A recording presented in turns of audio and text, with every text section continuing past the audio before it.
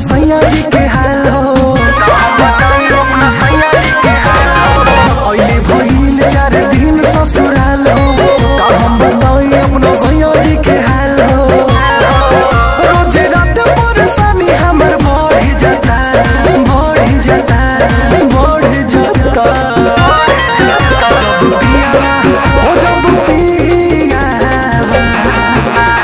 पियावा ऊपर से चढ़ जाता, पसीना से पलंग भर जाता। जब पियावा ऊपर से चढ़ जाता, पसीना से पलंग भर जाता, पसीना से पलंग भर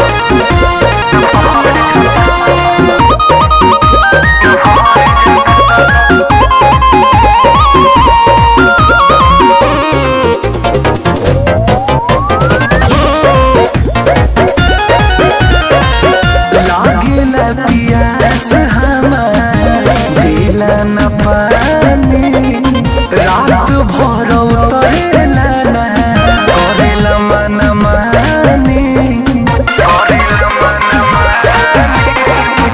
लागेला पियास हमारा दिला न पानी, रात भर उतरेला ना करेला मन मानी।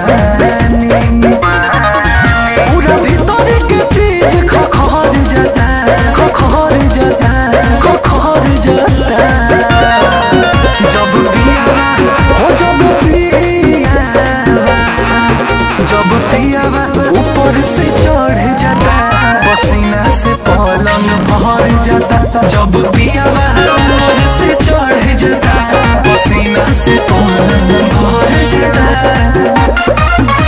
पसीना से पलंग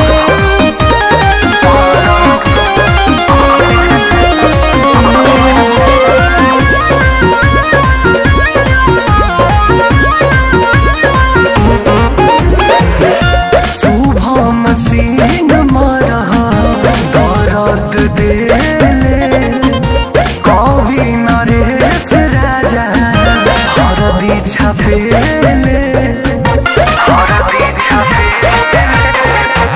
शुभम सिंह मारा दरद देले, कवि नरेश राजा हरदी छापेले। इतना ओढ़ा में पानी ओकर पड़ जाता, पड़ जाता, पड़ जाता। जब पियावा हो, जब पियावा ऊपर से चढ़ जाता, पसीना से पलंग भर जाता। जब पियावा